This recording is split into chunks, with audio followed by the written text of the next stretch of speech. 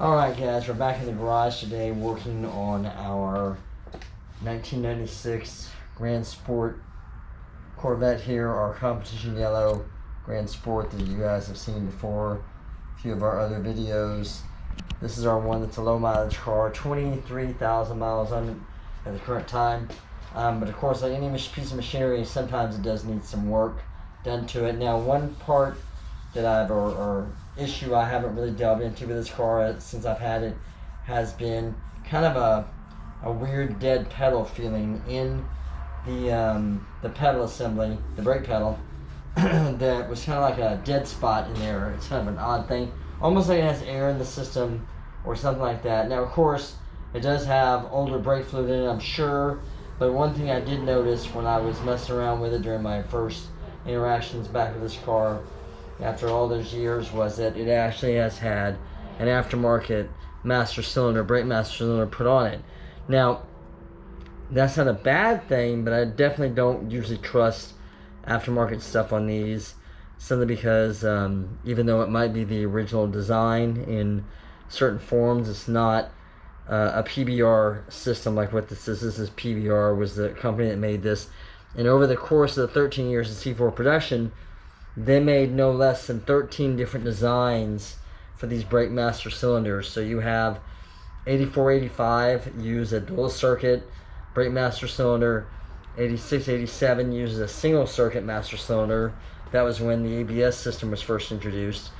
Then 88 through 91 uses an entirely different system. Something about, they went back to the dual circuit, right? So you had dual circuit 84, 85, single circuit 86, 87, back to dual circuit 88 through 91. Then 92 went back to the single circuit with a different design, right, where it actually covers both the front and rear circuits, and it draws fluid from both of them. That circuit was 92 through 94, that design, and it actually had a return line coming over on the side that is not there on the 95 and 96s. So 5 different designs for this brake master cylinders. They tweaked the braking system on these cars to get them. They were always very proud of the fact that the Corvettes had a superior braking system. So for what I'm going to do right now is, because this is a dead spot in this, I'm going to go ahead and change this out with a good 1996 brake master cylinder I picked up for it, just because I want to see how it does, if it makes any difference in my braking performance. This is a pretty simple design. You got 2 lines here, you got 2 connections on here. The biggest thing is to get this out of the way so you have room to work with, and we're going to go ahead and drain the fluid out of it real quick. I'll show you what I'm going to do. So we're going to make this down and dirty. So first things first, I got to get this computer out of the way. Luckily for me, not luckily really, is my bracket, my lower bracket is broken from somebody trying to manhandle this out, which will be a project for another day. I'm going to have to replace this bracket that's behind that power brake booster. So for right now, I'm just going to go ahead and take this loose as connection to the hood latch mount right here. So this is just a 10 millimeter on one side and a 13 on the other, and we'll get this out of here.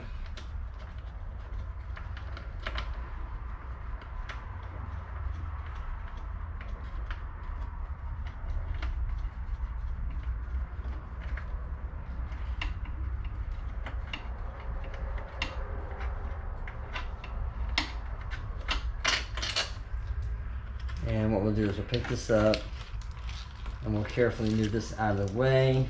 Let me do this. I do not want to break my windshield. I'm going to put that right there. So now that that's out of the way, and for right now, we're just going to go ahead and put that back in there like that. So that way I know where it's at. I've got control of it.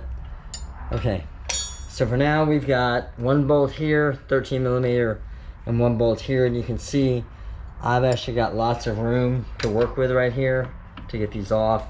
So I can just kind of crack that loose.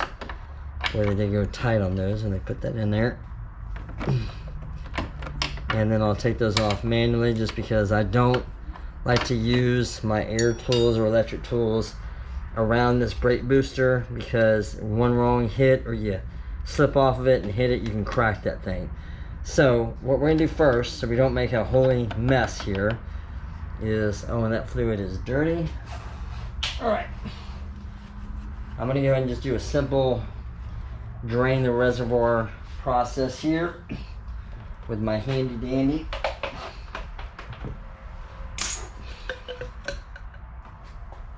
syringe that I just use, these medical syringes.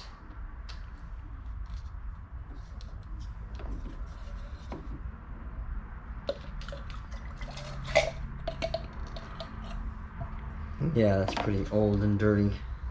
We're gonna get as much of this fluid out of here as we can.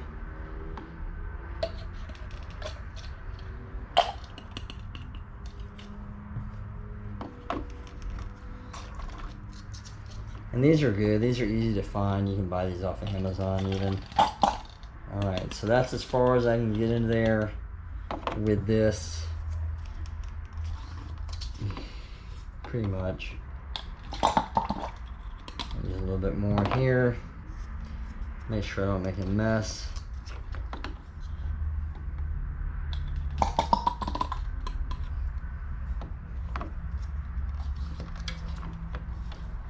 And looking at this, you can see how dark this fluid is. This has probably never been changed in the 20, 30 years since this car was put together. Alright, so I'm going to remove that out of the way. Now what I'll do here now is, these are pretty simple. These are the little fluid cap sets that you can buy from any of the retailers, cheapy retailers. They're just essentially a silicone piece that as I pull these out, I'm just going to insert that into there to make sure my fluid doesn't come out. And I think, actually I'm going to check real quick to make sure I've got the right size.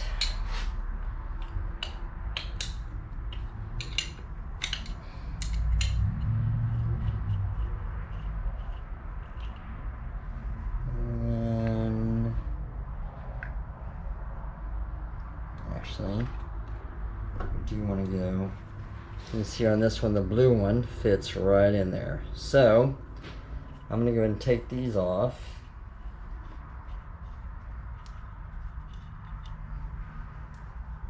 Since there's a little bit of residual fluid left in this one. The other thing we'll have to do too is, oh, that one's actually a bigger port. So let me, there we go. Alright.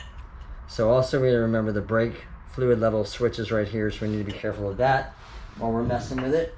Okay, I'll put that in the way for a second. And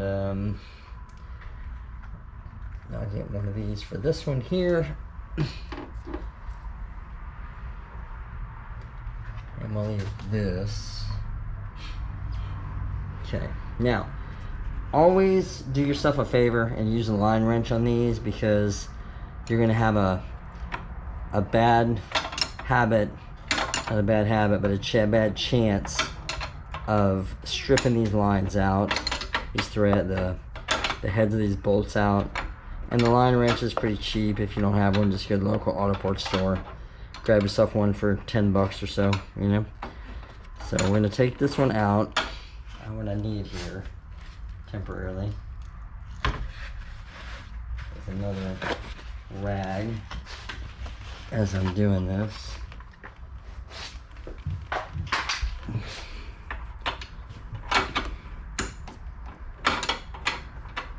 And the line wrench, just make sure it wraps around there so you don't strip it trying to pull it out.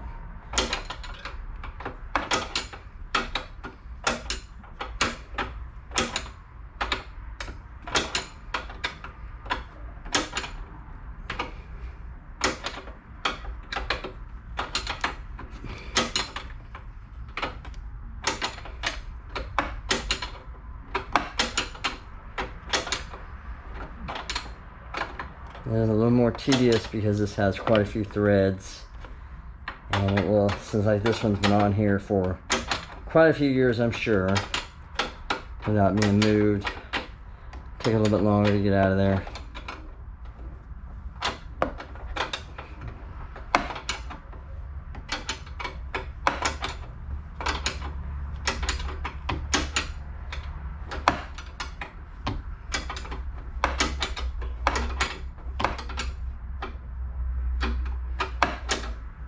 Let's see if that works.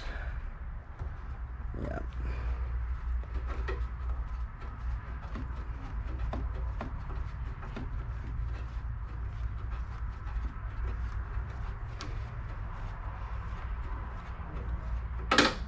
All right. Go ahead and get that out of the way. And actually on this side, I'm going to use a cap. There's a cap for that side. And then for this side, we'll use this. Okay. And that will keep us from spilling too much everywhere. All right, let's throw that one away. Need a clean one here. All right, let's get this back circuit off of here. And make sure I've got my other piece here. Keep this on.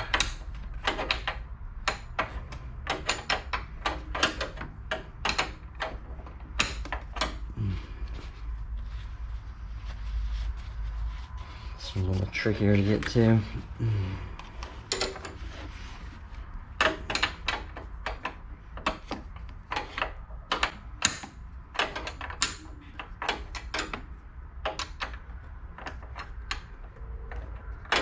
I like the angle on that one.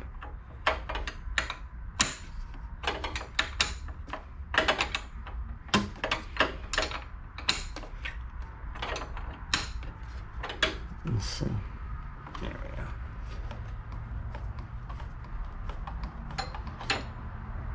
All right.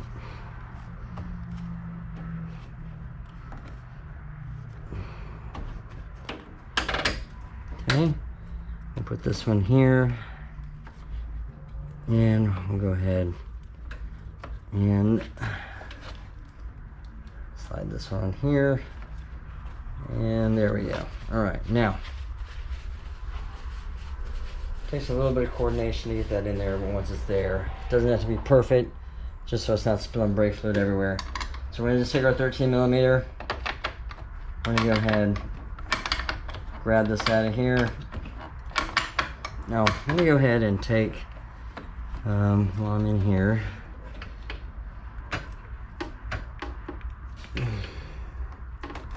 the brake switch connector off. And that one's actually pretty easy to get to. And as I dig in here, I'm still, wow, just amazed at this poor car with such low mileage. Got so dusty sitting in a warehouse it was sitting in. I'm gonna have to do a whole deep dive underneath here, take a lot of stuff out of the way, get this out of here. Now these are also kind of drag nuts on here, so it doesn't want to come off. So you gotta pretty much use your wrench the whole time to get this off. It's not just gonna come off with hand tight.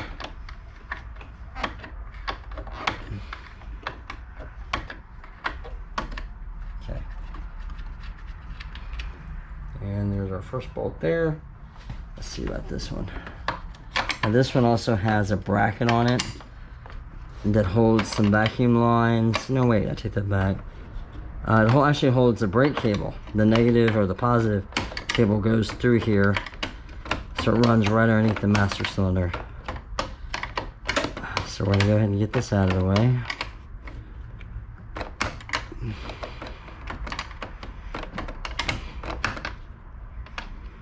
This one I get a little bit shorter travel to get this out of here, but like I said, I'd rather use my manual tools than my electric ones.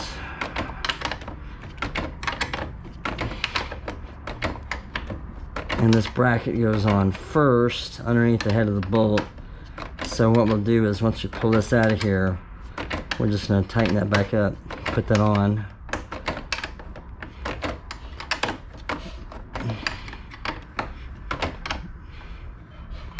Alright, a couple more. There we go, let's see here. And this is your cable right here I got my hands against to your cruise control servo, which I've talked about that. some other videos. Right now, that one's there. Now we're just gonna go, and of course attach the ASR, which I also have another video on that one, explaining that system. So we're gonna take that off, move it a little bit to the side, and then we're just gonna come straight out with this, and out of the way. There we go. Now, and just a quick inspection here. I don't see any, let me put my light on here. Okay. I don't see any cracks or anything, and honestly, there's no, there's never been any problem with the actual braking. It's just a dead spot that I don't like in there. My automatic garage light went off there. All right, so go ahead and throw this one back in. That's our new one. Okay. We're going to put a bracket back on there.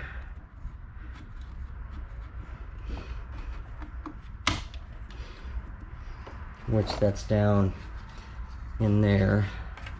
Maybe give you guys a better look of where I'm going into here.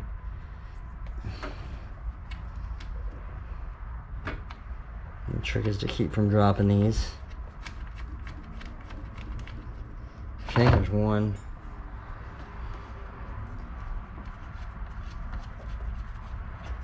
There's two. All right.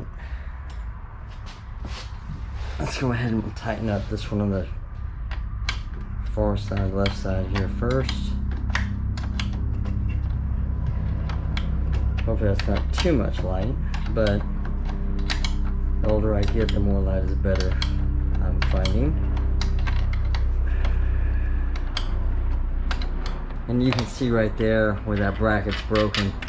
There's the edge of it right there that they snapped it trying to pull it off of there. So the reason that's I haven't bothered with this yet is because I have to remove this entire brake booster from the car to get to that, and it comes out from inside the car. So that's another video for another day. And I'm sure there's plenty of cars out there that have that same issue. They started that in 1990 when they relocated the computer to under the hood.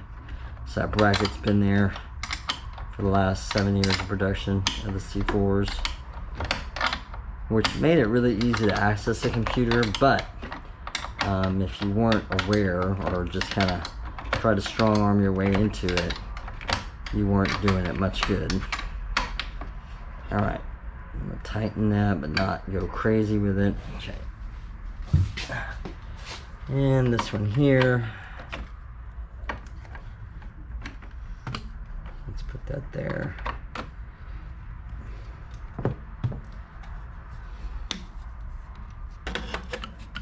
Put this in a way that we can see this without it falling on us.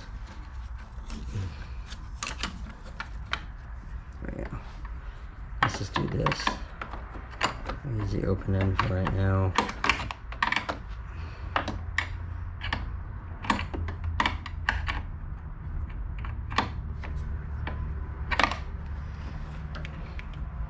No, that's not gonna do it. That brake cable is getting in my way. Actually, let's get this out of the way for just a minute. There we go.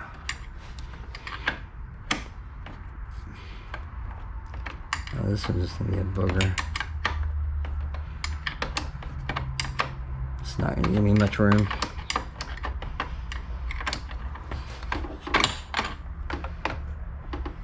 All the cables from the ASR system are in the way.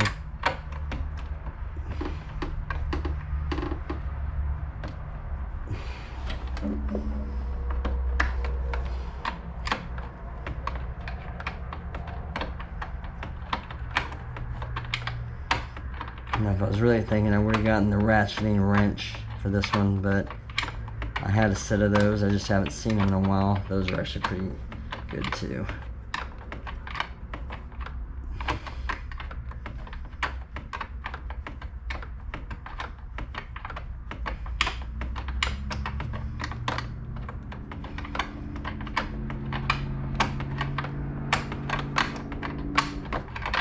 Come on. Almost there.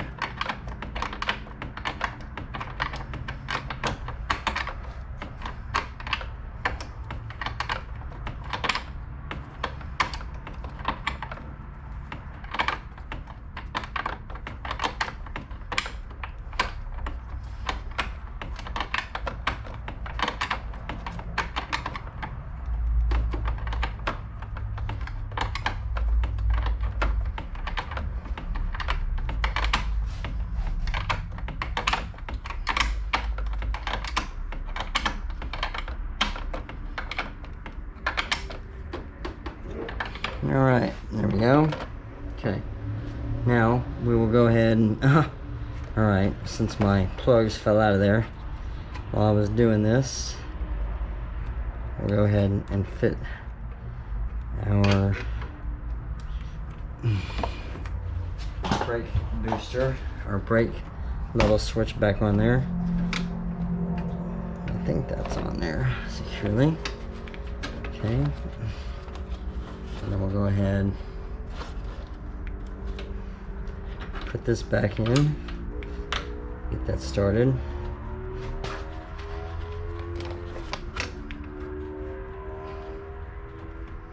These, what you want to do is make sure also that you're threading these in straight, because they do have a tendency to kick off at an angle, and then you'll end up stripping them. So you don't want to do that, strip the threads.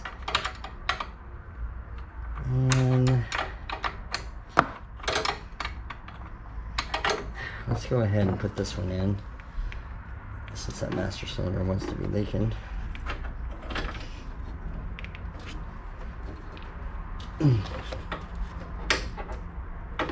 Okay. There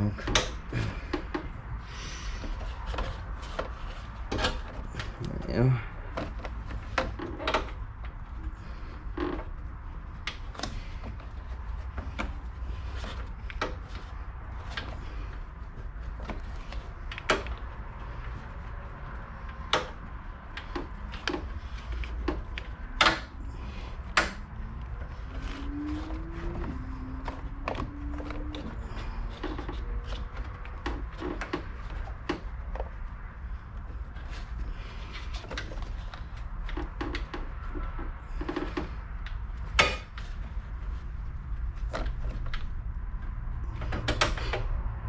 There we go.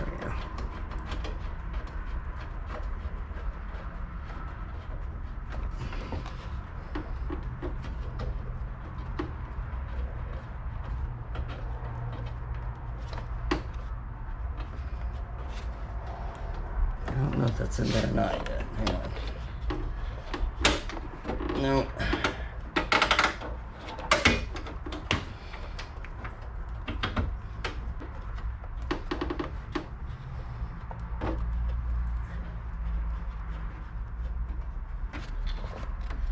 See, this is at such an angle that it's going to give me a hard time. I can tell.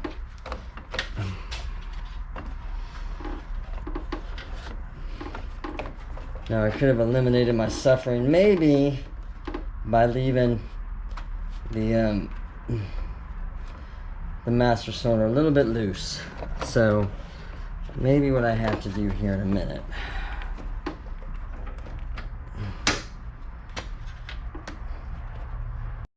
Okay, that was a bear. So I did end up having to loosen that back up again a little bit. See, that's a little bit slack there, just so I can get that one started. And now that they're there, they don't need to be gorilla torqued, simply because those are flare fittings and they will seal up. So we're going to go ahead and tighten this back down again.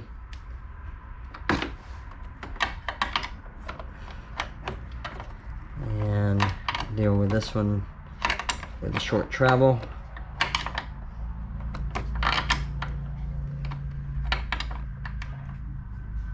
Alright, make sure everything's snug. Okay. And we'll give these one final little... Okay.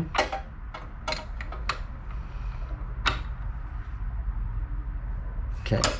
Now let's make sure I don't have any brake fluid leaking right now. I do have a little bit I'm going to have to clean up later once I figure out how to get my hands down in there. Alright.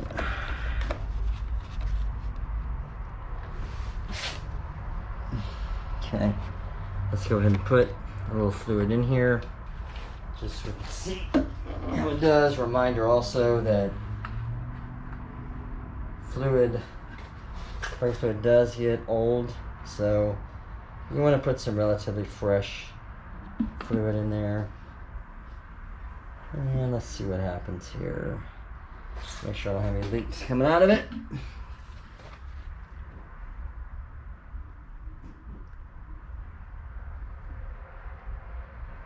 Alright, looks like we're okay. So that's it, guys. Pretty simple, standard. I'm not going to go over bleeding the brakes here. We shouldn't have to bleed them too much, simply because we came out from the top side of the circuit. A little bit of air could have gotten in through here, but I will go ahead and bleed these off camera, simply because I know there's probably 10,000 videos on YouTube of bleeding brakes on cars. I'm not going to get into it here, but thank you for watching. If you have any questions, obviously, leave them in the comments section below. I can answer. I do try to answer most questions I get on the channel here, simply because I know guys are looking as far as how to do this or wrench on their own Corvettes. So, again, thanks for watching. Happy New Year, everybody, and I'll catch up with you next time. Thanks. GoPro, stop recording. Alright, guys, we're back in the garage.